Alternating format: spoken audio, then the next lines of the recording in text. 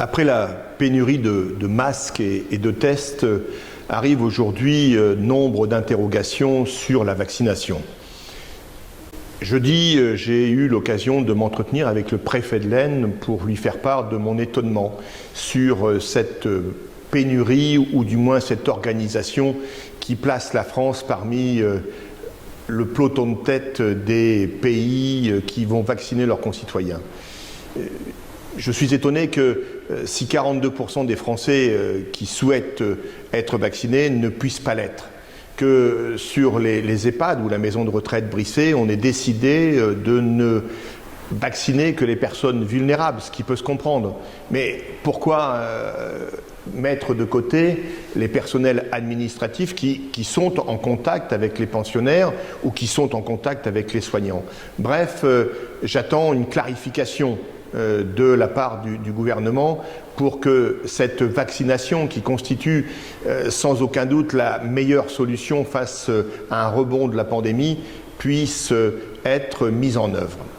Alors, nous avons la chance à Hirson d'avoir un centre hospitalier, d'avoir un EHPAD, mais un centre hospitalier qui, au cours de cette année 2020, aura été au rendez-vous, de par l'organisation et de par le dévouement même des personnels. Certains ont abandonné leur service pour aller dans l'aile Covid. Certains, malgré la maladie, n'ont pas hésité à revenir après une période de quarantaine. Oui, nous avons un service hospitalier de proximité. C'est d'ailleurs ce qui fait sa force avec le dévouement des soignants et la compétence des responsables médicaux. Mais malgré tout, l'année écoulée a vu le nombre d'hospitalisations baisser parce que les malades ont répugné, il faut l'avouer, à venir au centre hospitalier de peur d'y être contaminés.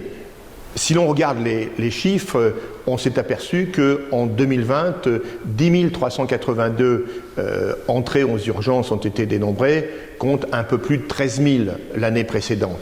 Même chose pour les hospitalisations. Mais ce qui est important, c'est de rappeler que le centre hospitalier a été capable de soigner ou d'accueillir et de soigner 342 malades, dont 248 ont été contaminés par le coronavirus. C'est la preuve que ce service public de proximité doit être défendu, je le fais, mais également développé. Il y aura un après-coronavirus.